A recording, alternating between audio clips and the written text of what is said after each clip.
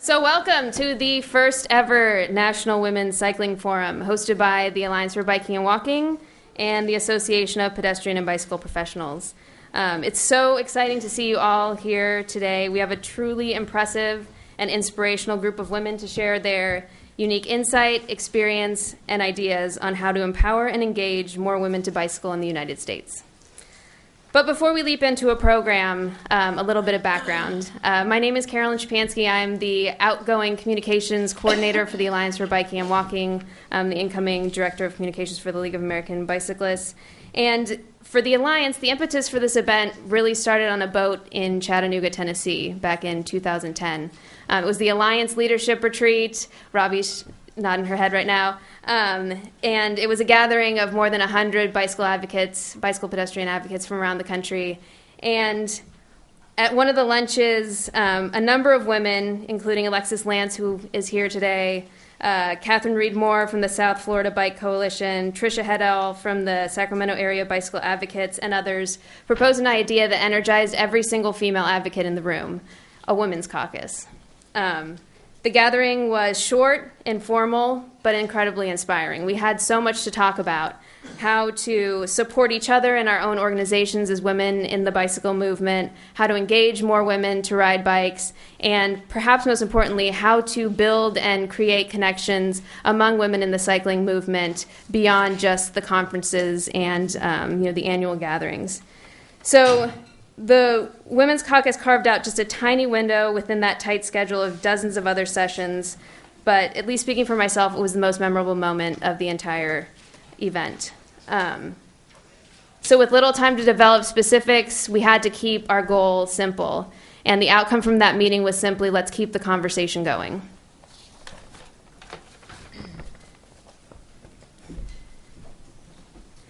Thank you, Carolyn.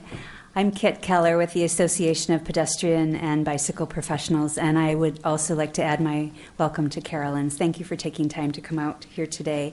And for APBP, as we are fondly known, the spark behind our initiative began when we saw so many more women cycling in the countries that we visited on the international scan that was all about pedestrian and bicycle safety and mobility. And we wondered why that was and whether we would be able to achieve that same goal here. And one of our members, Fanula Quinn, Fanula, are you in the room? Fanula is there, waving her hand. She came to the presentation on the international scan and posed that question to the group. And that was not actually one of the questions that we asked at every turn during the scan. So we began to ask those questions of women who were cycling. And we thought by the time we put this survey together, we would have perhaps a few hundred of our members might respond. And very quickly it went viral. So 13,000 responses later in mid-2010, we knew also that the conversation was one that needed to continue. So you can definitely, if you're interested in finding out what people said, you can find an analysis of the survey results and reports about 3 of the open-ended questions on the WomenCyclingProject.info website. And by the way, if you are a grad student and you're interested in taking that data, which was not a scientific survey but a snapshot in time, we would certainly welcome that opportunity to share the data with you.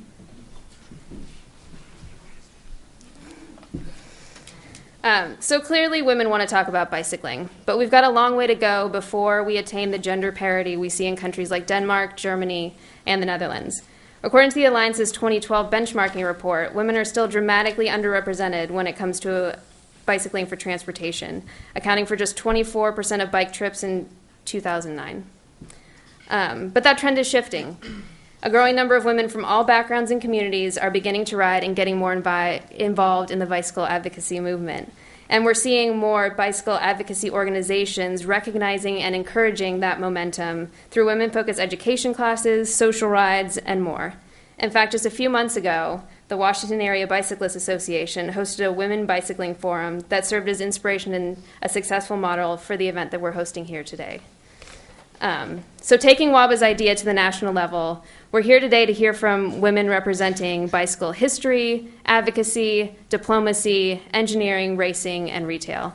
I'm delighted and truly, truly humbled to welcome our keynote speaker, Sue Macy, author of Wheels of Change, How Women Rode the Bicycle to Freedom with a Few Flat Tires Along the Way, and our panelists, Elisa Walk, General Manager for Giant Bicycles, Marla Streb, a former world mountain bike champion who continues to work with Team Lunachicks, Andrea Garland, an engineer with Alta Planning and Design and a data analyst on the 2010 Women's Cycling Survey, Veronica Davis, principal engineer at Inspire Green LLC and co-founder of Black Women Bike DC, Nellie Pearson, the events coordinator for the Washington Area Bicyclists Association, and Cornelia Neal from the Ministry of Infrastructure and Environment at the Royal Netherlands Embassy.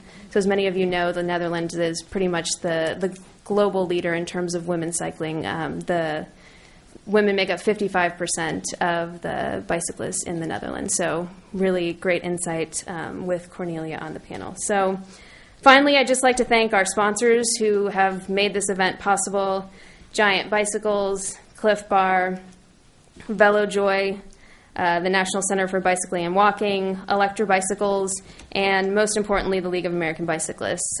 Since Kit and I brought this idea to Andy and Walt and Elizabeth a couple of months ago, the League has truly gone above and beyond to make sure that this happened, helping us with all the logistics in this space. So thank you especially to the League.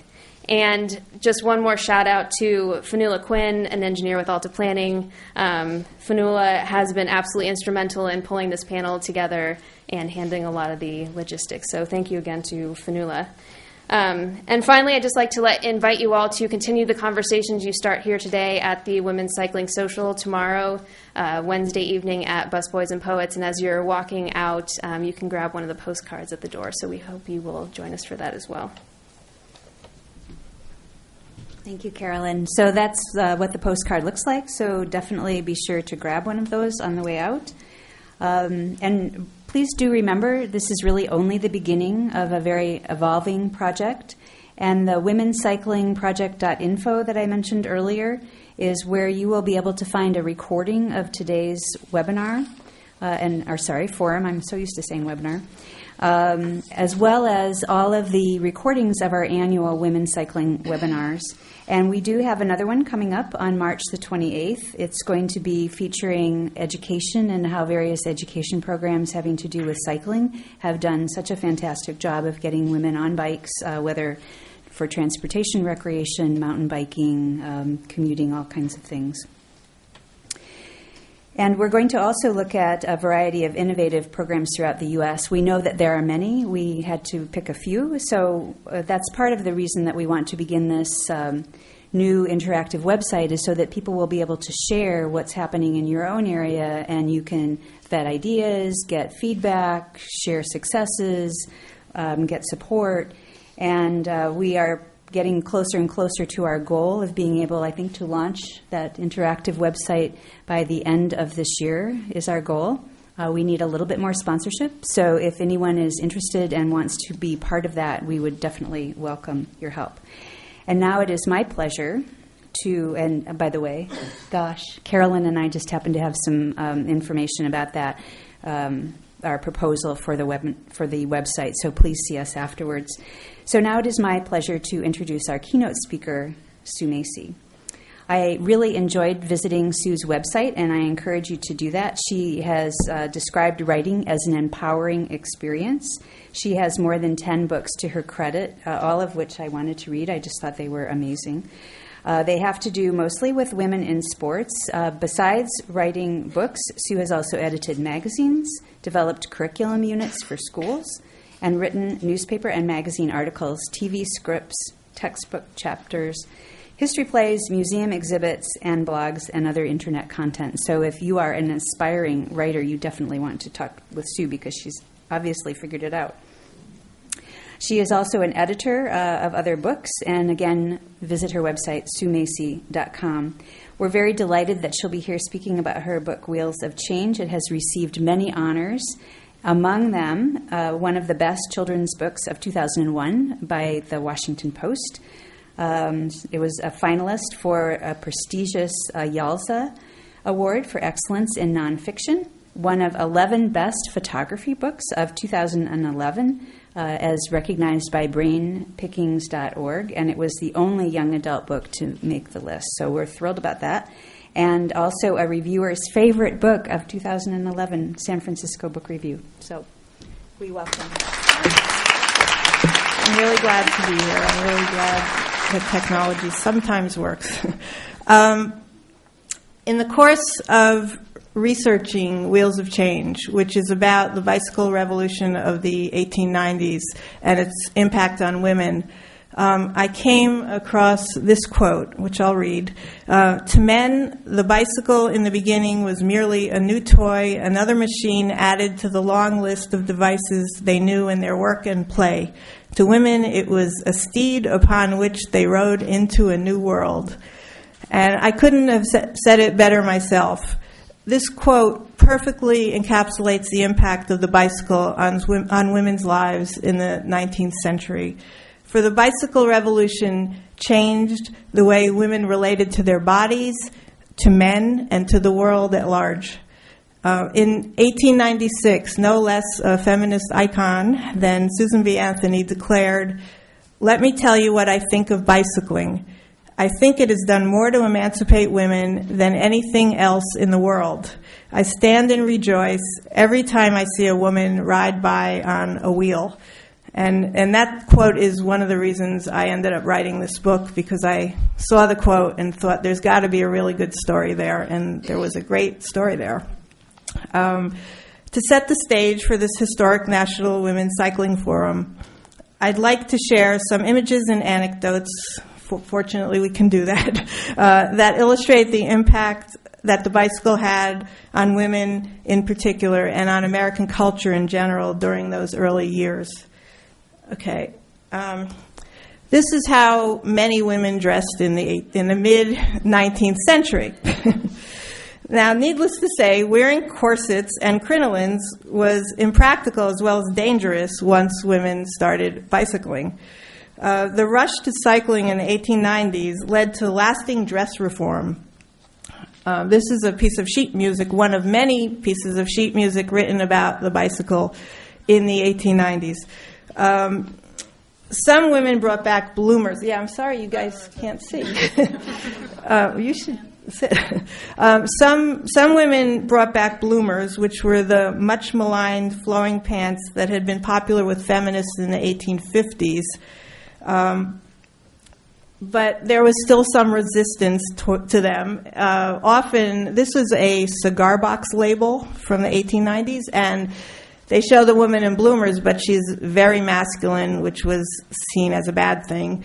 And so they really exaggerated that with bloomers. Some people were very worried about women starting to wear bifurcated garments or pants. Okay, others tossed away their petticoats and just shortened their dresses. This is another piece of sheet music. And, her dress is much slimmer and shorter and no petticoats. So that's a step in the right direction. Discussions of what female cyclists should wear seemed endless, and even the Pope Manufacturing Company, makers of Columbia bicycles, got into the act. In 1895, Pope issued a set of 6 paper dolls featuring cycling costumes designed by leading dress reformers. And the one on the left is a bloomer, but they're both seen as acceptable. Okay, what's next? All right, well, thanks to cyclists, rational dress reformers finally got their way. By the turn of the 20th century, corsets were on their way out. Everyday dresses were getting shorter, and the heavy, bulky garments that imprisoned women for much of the 19th century were finally replaced with more functional, comfortable clothing. With this freedom of movement came more natural, unrestricted relationships between the sexes.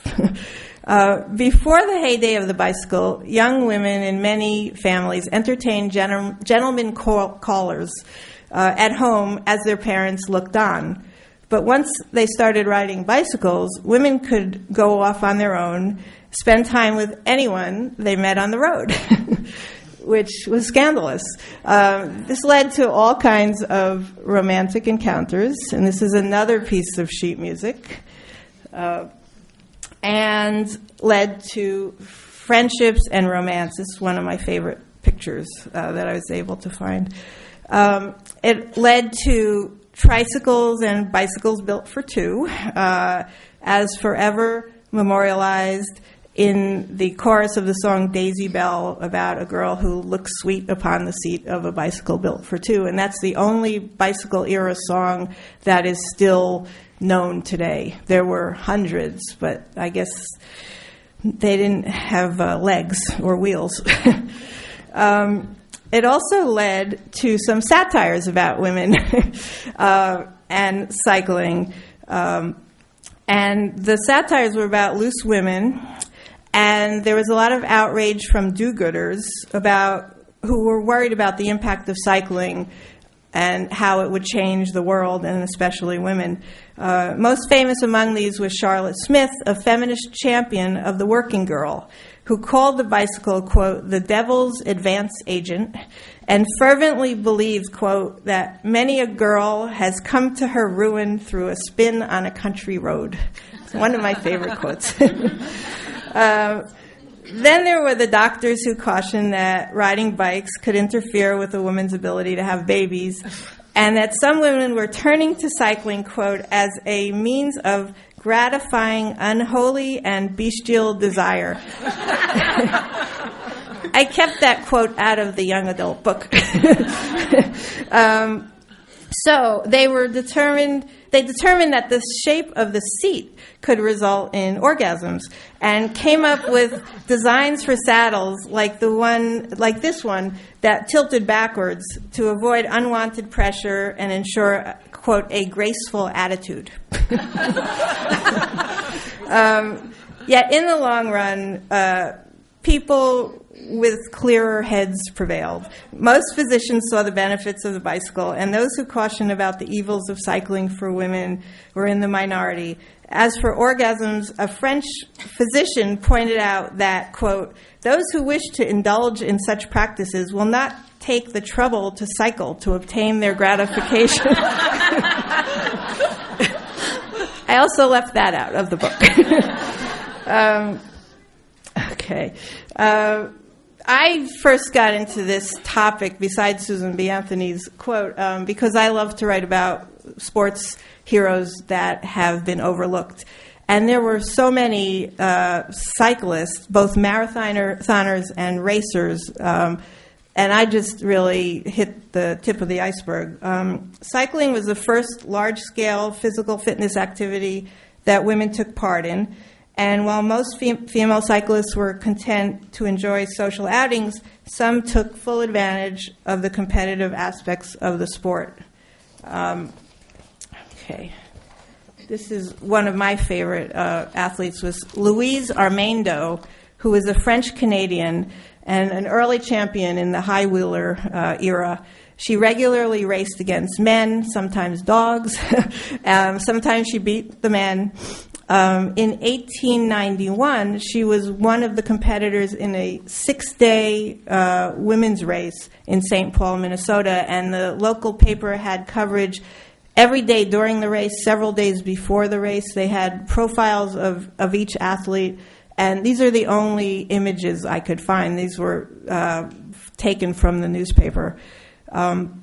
The women raced 3 hours a night for six nights in a row around an eighth of a mile track, and the eventual winner is the middle athlete, who is my favorite, Frankie Nelson from Brooklyn, New York. She raced a total of 264 miles and 2 laps over the course of the 6 days, and Louise Armando was right behind her for the first 4 days, and then she fell ill, and she continued to race, but she did not, win.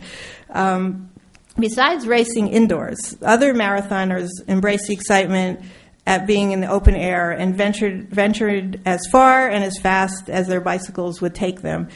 This is Dora Reinhardt of Colorado, who in 1896 alone pedaled over 17,000 miles. And that's over roads that were not always paved, up hills, through mud.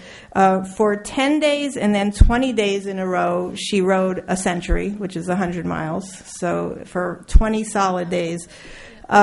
She even had an outfit of a divided skirt, which is, I guess, like culottes, named after her, the Reinhardt skirt. So she was quite an amazing athlete.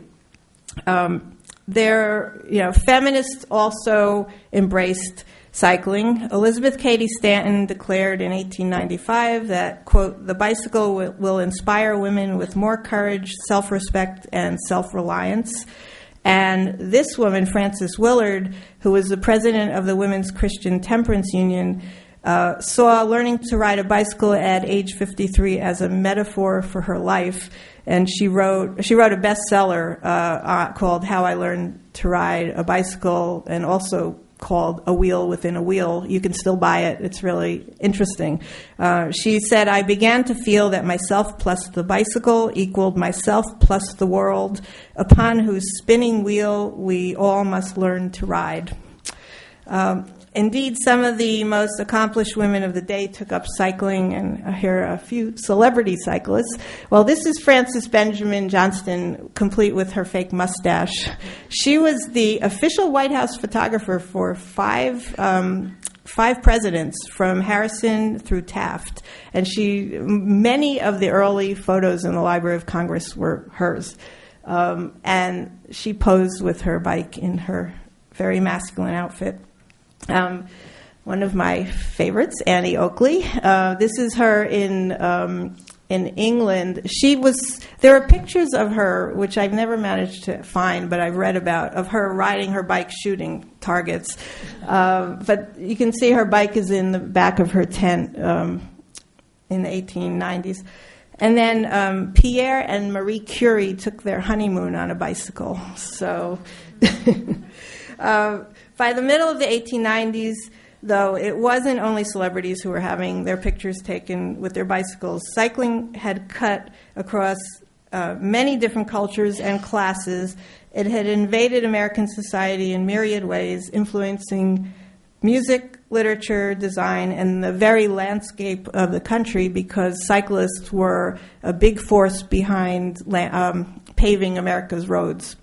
So the landscape really did change. The bicycle was seen as a prized possession, providing mobility, freedom, and fun for the masses. And now you can talk about today.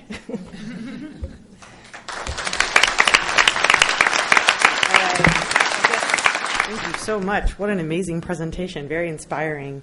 I'm Elizabeth Kiker, and I'm the Executive Vice President at the League of American Bicyclists, and I am thrilled to be here. I can't believe what Carolyn and Kit and Fanula and a lot of other women have put together. It's amazing and inspiring to be here. I'm the moderator. Yeah, exactly. Great job. I'm so thrilled with this connected and high-powered group of women that I'm moderating the panel of, and the connected and high-powered women that we have in the audience. And the men are welcome here, too.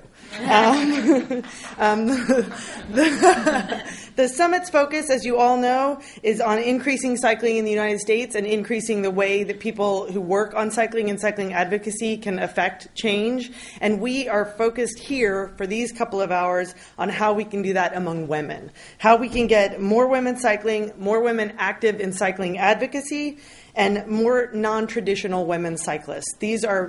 These people are going to be who drives America into, well, the Netherlands or even beyond, maybe, in 25 years or so, to being that kind of model.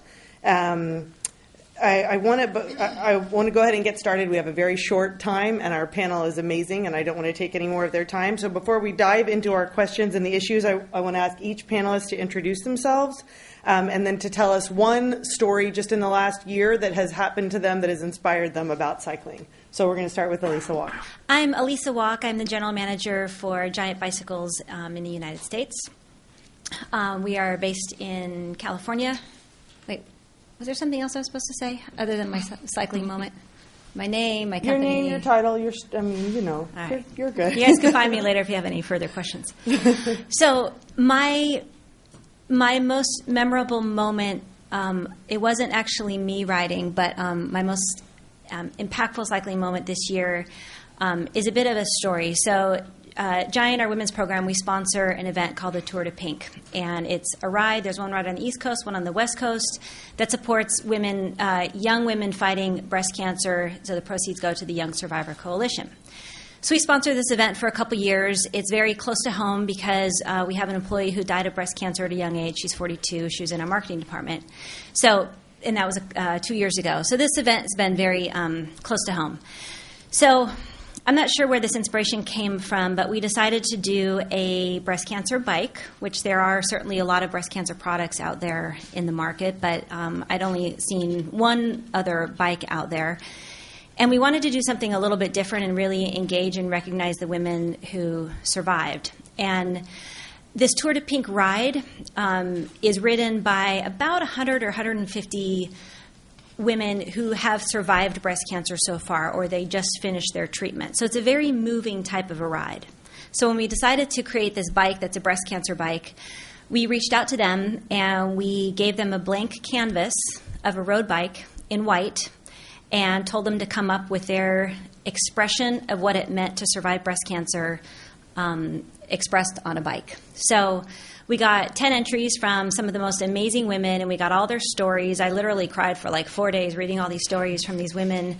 And we looked at their artwork, and we picked a winning design. We went to our factories in Asia. We got the bike made, had to do a little bit of tweaks. And my most memorable moment in cycling in the past year was calling her and letting her know, her name is Emily Gresh, that Emily, not only are you just an inspiration because you fought breast cancer, you were inspired by the bike, and now we get to take your inspiration and spread that out to as many women as we possibly can in this coming year.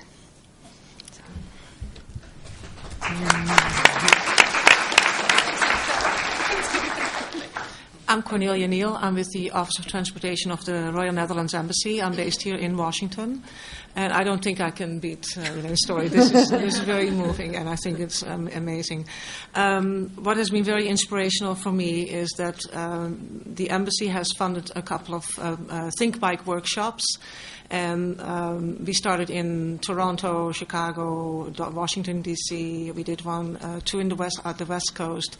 And at those events, we have flown in a couple of Dutch bike experts who share with the people of the particular cities how they can change their infrastructure to get more people on their bikes. And we've had a very good response to that. We worked with Bikes Belong. They've taken people to the Netherlands to see with their own eyes how we do it in Holland.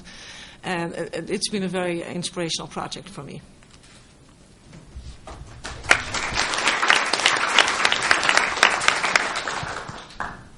Hello, I'm Andrea Garland. I am with Alta Planning and Design, a planner, and I am also a transportation engineer.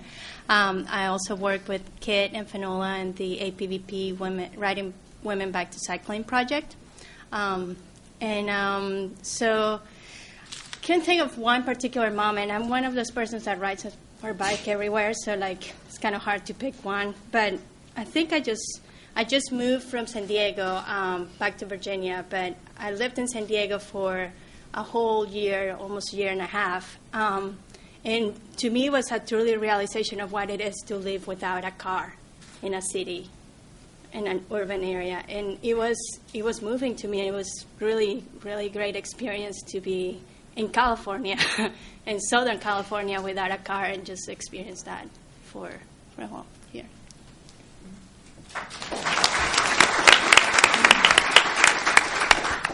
Hello, my name is Marla Streb, and I'm with the Lunatics Pro Team and also with Bike Maryland, which is our state's nonprofit advocacy group.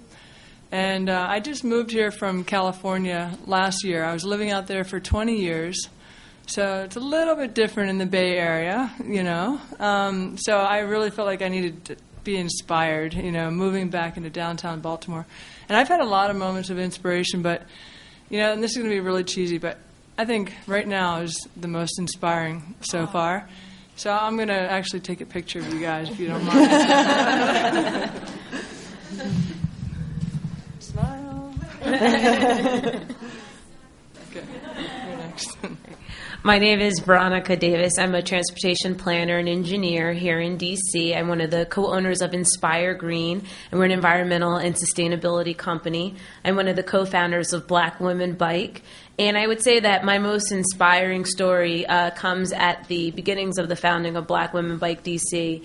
It started because I was riding a bike through Potomac Gardens, which is public housing here, low income African American community, and I was just trying to get to meet up with friends to watch a movie outside.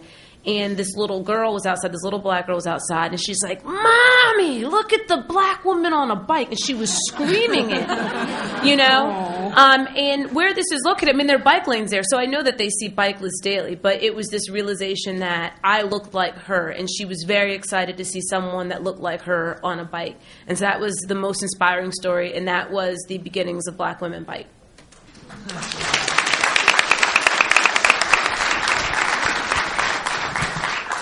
Hello, everyone. My name is Nellie Pearson, and I am sitting in front of you today because I work for the Washington Area Bicyclist Association as their events coordinator, and I'm involved with the bike co-op community here in D.C. with the Bike House. It's an absolute treat to be here, so I want to thank the organizers again. Elizabeth, Fanula, Carolyn, thank you so much. Kit, thank you, and thank you for the introduction, Sue. It's really, really cool to be up here. I would steal Marla's and say, you know, it's pretty cheesy. This is my inspiring moment. But I'm going to go with another cheesy story. My mom. So I'm one of those people that in the back of my mind, I've been keeping track of all of my friends who I've gotten addicted to biking. I didn't really want to bike at first. I did it because I couldn't really afford to drive once I got into school. So since I first got my pawn shop bike and had learned the beauty of biking to school, I had been like on my mom. So for the past 5 years, I have been working at it from every angle. Like, Mom, I just downloaded all of these documents on your desktop to tell you how to pack a bag.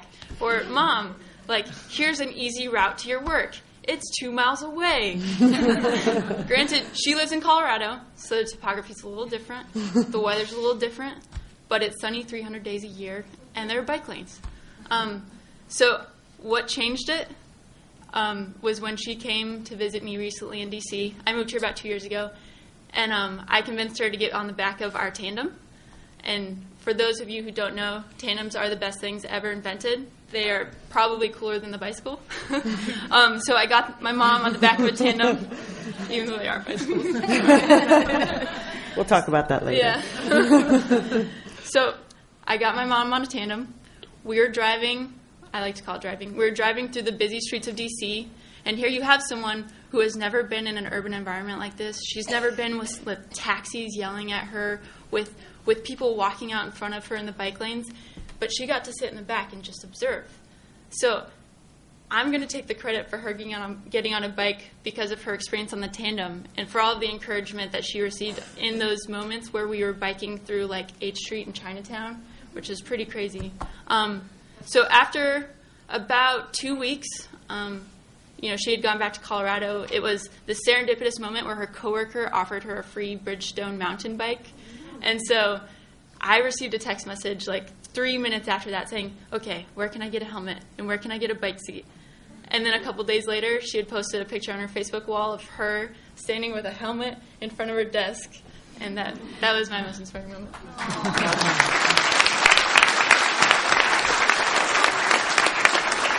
And I wish we could go around the room. I know each of you have inspiring moments like that. That's why we're here. We've talked about, Carolyn mentioned the mode share in the U.S. In 2009, 24% of bike trips were women, and that number is not high enough, and we all know that. And so I want to start with, we're going to do some more general questions, but I want to start with a question for Cornelia, who from the Netherlands, with their 55% of women bike share. I want to know just 2 or 3 things that you think, how did that happen? How can we make that happen here? There's a little bit of history. We, from the 20s to the 60s, the bike was the means of transportation in the Netherlands. And then the car sort of took over. And I think in like 1960, we had as many bike miles as we had car miles. So then the car sort of took over. And then in the 70s, we hit the oil crisis. And then realization set in that, we need to do something else. So we got a lot of political will. We had a master plan bike. They started putting more money into the infrastructure, so to make bicycling very safe. If bicycling is safe, people will get on their bike. If the infrastructure is right, and if it makes a difference. And the women bike 55% in the Netherlands, and for men it's 45%. And most of the trips up to 5 miles, I think it's 35% of all trips are made by bike, 35%. And so in general, if a little bit of history, if I listen to Sue about the history, we had also a very good example from our royal family. And our royal family, we had only queens since the whole 19th century, and they were always out on their bike. So it was always an inspiration. But mostly in the Netherlands, it's a means of transportation. A couple of other facts is I think 84% of the Dutch population owns a bike. And I have another fact that I thought it was pretty amazing. On an average day, 5 million bikers have made 14 million bike trips. And we have 18 million people in the Netherlands. So it's you bike to school. The biggest group of people that bike is the teenagers, from 12 to 16 years old. And I believe if you have the future, and if you make transportation or biking possible for kids going from home to school, for instance, you have the future.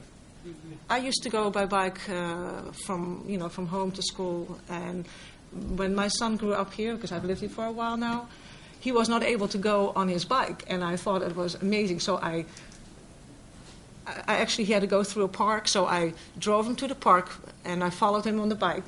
And then I went around the park, and I stopped at the end of the park to see if he would come out again, and then he could continue his trip to school. And and then for me, and I thought, this is crazy. Every kid in Holland goes to school on their bike. So for me, all right. Well, thank you very much. That's inspiring. Elisa, I want to start with you. I won't start with you every time, but what do you see as the biggest challenge to women cyclists? I think Cornelia really said it, though. It's creating that safe infrastructure for anybody, not just women. But I think that women need to feel safe, and I think that we're not going to achieve that until there's a lot more parkways and places that are truly separated. So New York City is a good example. If you go up and down 8th Avenue and 9th Avenue, it's completely separated now. It's not just a bike lane. Some of the other streets have a bike lane. You still feel pretty scared, especially someone who's a newer cyclist. But I think that if the more our infrastructure can have very friendly and very safe places to ride, then it will become normal. I think women want to ride. I think they just don't have a paradigm that they can do this because they're scared and they're intimidated, and a bike is complicated, and what if it breaks? And I think they're just intimidated, so we have to help them get over that paradigm by making it easy and friendly. Veronica, that sounds a little bit like what you were talking about, the paradigm, and that the little girl was like, this is someone that looks like me. What do you see as one of the biggest challenges? Safety is a big issue, and the lack of infrastructure, particularly when you look at the parts of the District of Columbia that have higher minority populations. We don't have bike lanes. We don't have bike racks. So even if you bike to the grocery store, where are you going to rack your bike? Now we do, thanks to WABA, but prior to that, we didn't. You had to tie up to a street sign. I think in terms of Black women bike, one of the things that we try to do is get women comfortable with just biking on the street. I think that people are very intimidated. I think that people are so used to driving in DC that they think drivers will still be crazy if you're biking. But what I found, more so east of the river than I have in the downtown areas, is that motorists have been pretty respectful of me as a bicyclist. If I take a lane, they're very respectful to give me the lane and not be on top of me. Whereas downtown, it's a little bit different. So I think that's part of it, and it's just getting women comfortable with biking and understanding that there are other ways to travel. Marla, we haven't touched much on your racing background, but you have quite a storied racing and successful racing career. What does that teach you? What does that what do you see for women racers, and then how does it?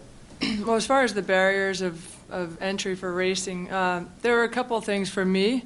Obviously, there is the financial barrier. Women just simply are not paid the same as men. The salaries are not the same, except with the exception of the Luna Chicks Pro Team. I got to get that out there, but they were commensurate with the men's, believe me. But for me, it was societal. It was the pressures of society as a woman entering or well into her, reproductive years. To become a pro. I turned pro late in life. I was 28 when I actually turned pro. That was in 1993, so you can do the math. But, everybody, my family members said, shouldn't you just be getting married and having babies and, doing that stuff? Without saying it, I could feel it all the time. To be a full-time professional takes a lot of dedication, and you have to be very serious. And for me, it didn't feel like it was legitimate because people always you always just had a feeling that people thought it was just for fun. The girls are just going for fun. The boys are actually really making a living and supporting the family. But, for example, NBC did some coverage of one of our national events. And I was really pissed because I won my event. And we got the women's event got this little montage. It was like with music. It was a quick, 1-minute montage. And then the rest of the entire show, which was about 20 minutes, was on the men's event with commentary, play-by-play, pass-by-play. It was just really embarrassing that the professional women were treated with such disparity from a big network like that.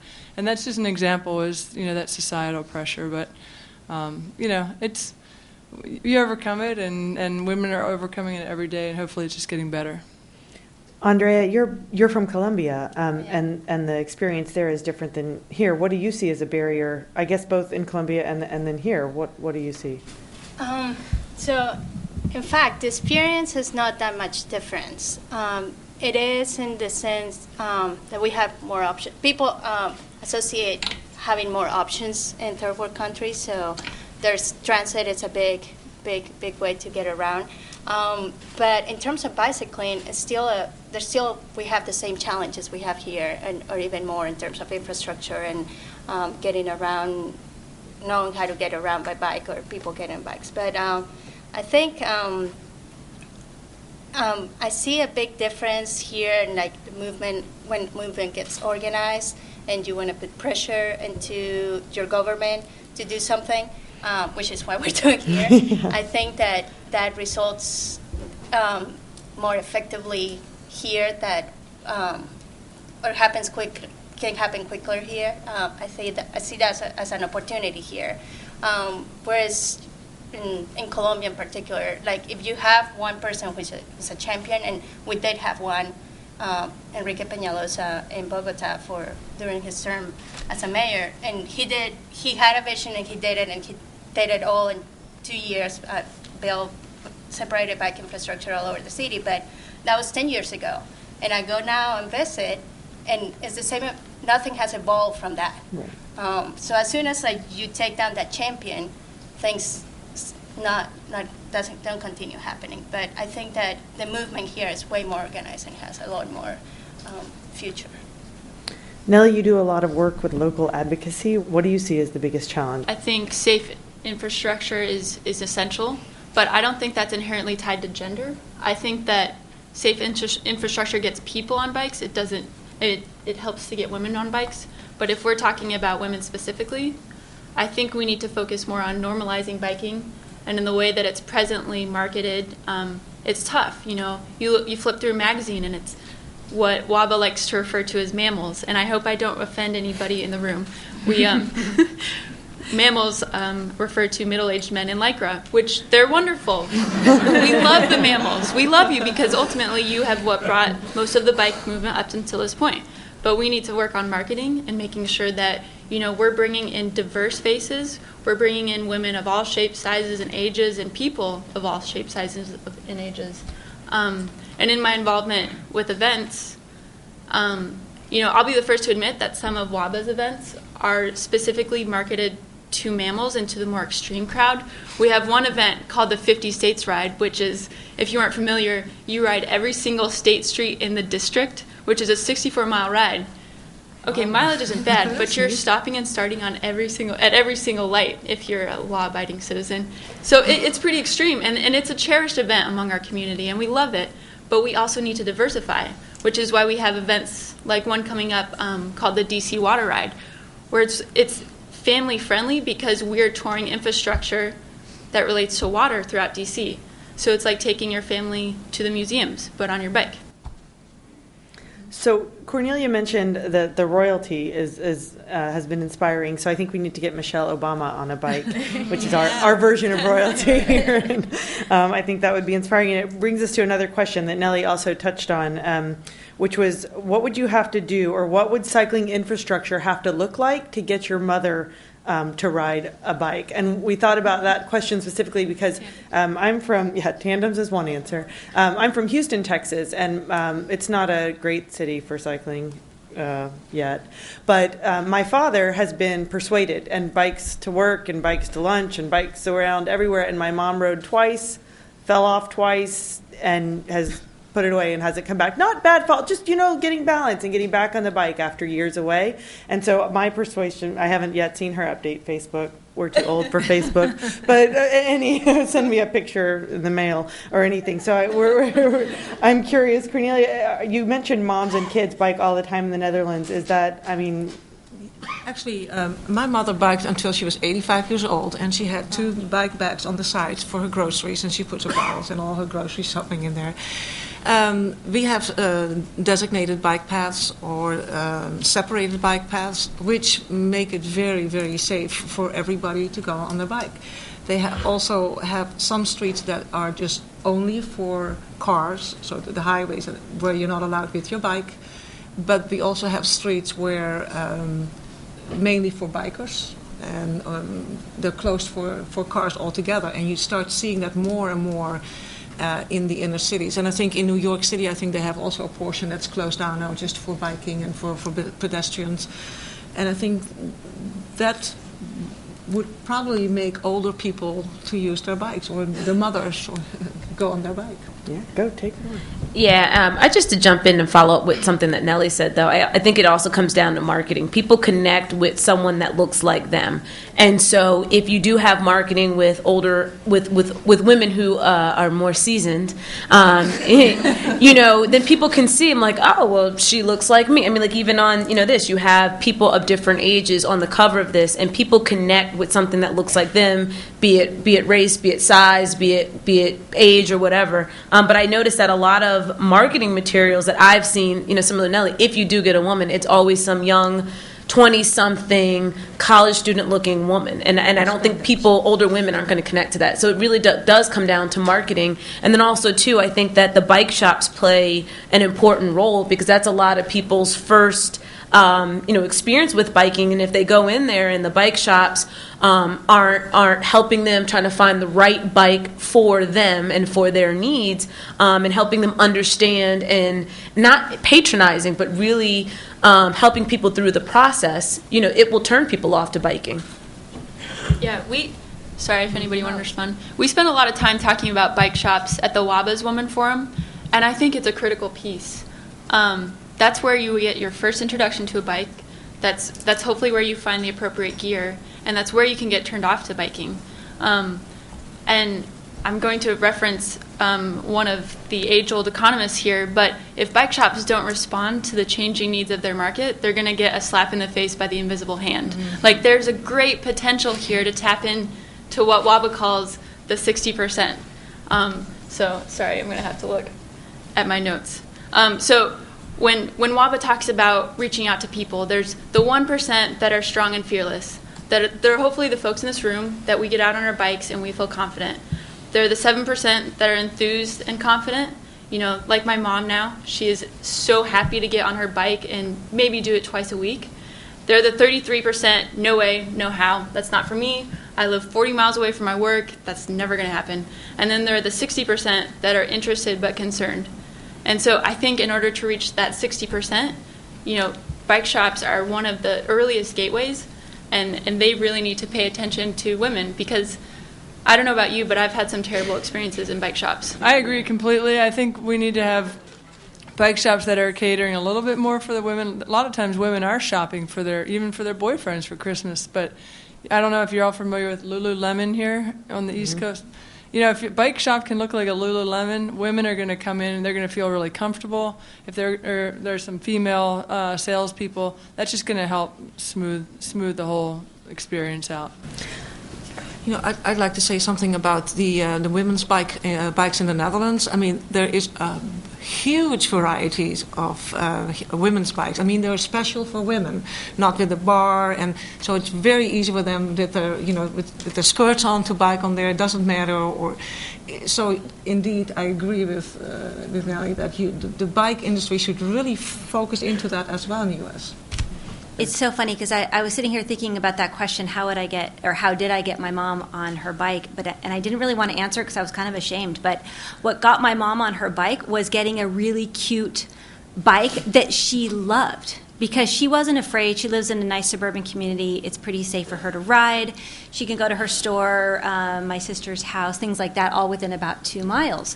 But what changed it for her was having a bike that she loved. So, but I didn't want to say that because here we are talking about bike infrastructure, and she just happens to be very fortunate to live in a good area.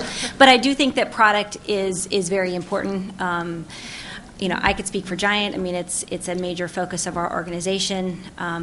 Being female and working in this industry is something I'm very passionate about, so I'm having a lot of fun with it, and I see how much opportunity there is. And I think there's a lot of bike companies that maybe don't see that yet, and they're going to, maybe come along a little bit later. Can you make a bike with pedals that work for shoes like this? Hey,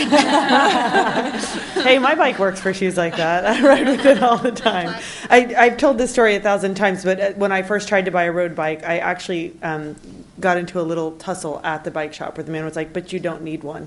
And I was like, "But here I am with my wallet asking to buy one." Like, it's very frustrating. It can be a very frustrating experience. And then when I did buy a custom bike, it is pink. I mean, I think that's an important aspect. Like women, I love the way my pink bike looks. I like biking on it because I feel cuter with it. Like it's something that not all of us care about, but that some of us do. And I think that's an important part of getting more women, getting moms on bikes. And I spent in October. I had two business weeks in New York City, and I went home to California during the weekend. But I brought a bike, and I brought a fixie, and purposely went out every day and rode my bike to my commute in different shops that I was doing in heels, just to see what it was like. I just wanted to experience it, and it's fine.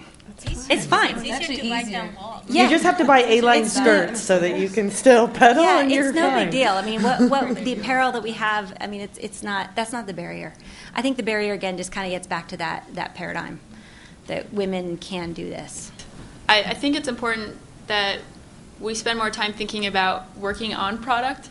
So, and that may sound a little abstract, but I think bike maintenance can be intimidating to a lot of women. I'm seeing a lot of heads nodding.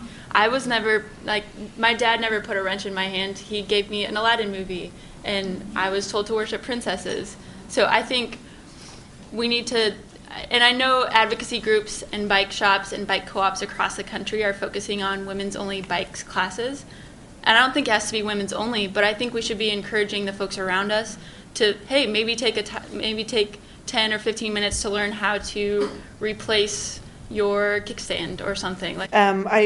We wanted to talk more specifically for a minute about how to get more women involved in local advocacy. I know at the Arlington Bicycle Advisory Committee, I'm one of 2 or 3 women that attend regularly, and I know that that's a lot of our experiences too, that we're sort of a lone female voice or one of a couple. And then even in engineering, that's obviously with the president of Harvard, I'll never forgive him, saying women aren't good at science and math. There's a lot of issues there. But how do we get more women involved in engineering, or what led you guys to get more involved in cycling advocacy and engineering? Do you want to start, Veronica? Okay, sure. I think that, I was pushed into engineering, believe it or not, by my dad. Yeah. So that's how I ended up being a civil engineer.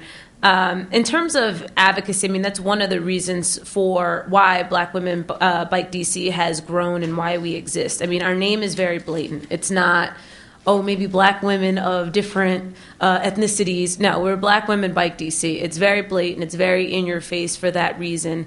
It's we've grown from 3 of us who it was founded on Twitter. We've grown from 3 to 450 people in less than a year.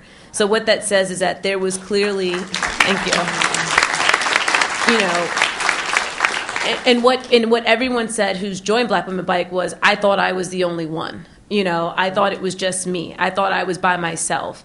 And it's about bringing this group of people together, and we do have an advocacy component, and it's helping people get the messaging right, because I think sometimes what happens with where the disconnect is between the cycling community and particularly the African American community, it's messaging. And it's helping people understand what are the messages. You know, I live in an older community. I can talk about bike infrastructure till I'm blue in the face, and my older community, they look at me like I'm crazy. But what I have to message is, hey, if we can make this safer for cyclists, this will be safer for you as a pedestrian. And they understand that. Or they understand that when this development comes in, it means more cars. So if we can get as many people biking as possible, then that's a less impact. You'll be able to get out your driveway because we won't have all this traffic. Okay, so now all of a sudden, now I have my older neighbor saying we want a bikeable, walkable community, you know? And so, again, it comes from messaging and working through that and getting, helping, you know, Black women, you know, connecting them to organizations like WABA and also the other organizations that we have in the city to get them a seat at the table and to make sure that they're representing at their very hyper-local communities within the district. So it's kind of like a pressure to be something that has a title in Columbus. And my dad was an engineer, so that's what I was an engineer. But I enjoy it, and I love it. And I was inspired to be a transportation engineer because of the wonderful things that Enrique Peñalosa did in Bogota. So that's what I wanted to do when I grew up. But I think that at this point, like the women, there are engineers, and there are participating at local level issues. I think there's problems of them like really being heard or like taken serious in just different kind of committees and planning groups, etc. So I think that we need to encourage more of the women that are already out there that to participate in advocacy I'm trying to say advisory committees, and to participate. And you know, there's a lot of like local programs that women that have taken the lead have like become really successful. Something like Safe Routes to School, bike month events, etc. Like then, if we get all these women that have the knowledge and they can sit in a room full of, you know, male engineers and not fight, just like say, be outspoken and bring up the issues. I think that things can start changing more. As the mother of 3 children under 4, it's hard to get away for the night meetings. Marla, I know that you're a mother too. Is that part of, do you think, what would get more people involved in advocacy, or part of the challenge for women, or what do you think? Well, one of the biggest challenges, I think, as a mother, is, first of all, kids are an equipment sport, okay? Kids require a lot of stuff, diapers and wipes and food and snacks and, you know, change of clothes. So you're always carrying all this stuff with you. Now, how do you go to the store and run errands, especially if, you know, supposedly 85% of the women on a daily basis are doing the household chores, which includes errands to the school and to the library and to the store. So how do you drag the kid with all the stuff on your bike? And my family, we figured out that challenge. We don't have a tandem bike, but we have a cargo bike, and it's such a simple solution. The cargo bike is like, that is the reason that we're 90% car free.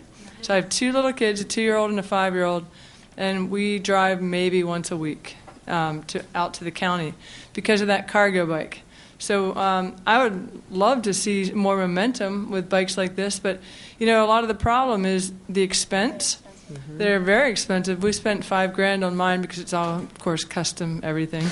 But you know, you can get one for $2,000, but you can have other options that are cheaper, like the trailer, the Chariot trailers, or you know, there are lots of different contraptions, and unfortunately, that is a little bit of a hurdle for women. Is how do you maintain them? They have to work every day. They have to work when you're late for school. You cannot have a flat tire or a bolt loose. So, you know, we just need to educate more people about those options. Elisa, are there a lot of women involved in the manufacturing side of it? There's not many, which really is a shame. How can we get more involved? It's tricky. There's a couple ways that I think are pretty clear, though. One gets back to our conversation about the shops and how unfriendly they are to women. I think that when I look at Giant and when we do recruiting, a lot of our talent pool comes from retail. So folks that have worked at bike retail, they learn a tremendous amount about product and about the consumers, and that's very valuable information. So we look to that talent pool a lot. If women aren't feeling comfortable, let alone to go into a bike shop, let alone actually work there, we're missing all that opportunity. So the more we can help bike retailers kind of come up to the 20th century and do a better job with their merchandising and their overall presentation, I think that will help more women come to work at retail and then move up, to the supplier side or the brand side if that's what they choose. I think another good way, though, is advocacy. So, again, all of you in the room are learning and live in this industry and are understanding a tremendous amount about it. So I think that also is a good route in, should you want to come to work more on the supplier side. But otherwise, I know at Giant, again, being female, it's close to my heart that I'm very active in recruiting for any kind of female position. And the girls who come to work for us, I'm very protective of them because I don't want them to feel like they're getting run over. I don't want them to feel like they have to be one of the guys because they're not going to win that way. I mean, women, we shouldn't try to compete. I really want them to have their own voice and encourage them to succeed with their own talents and just help cultivate that.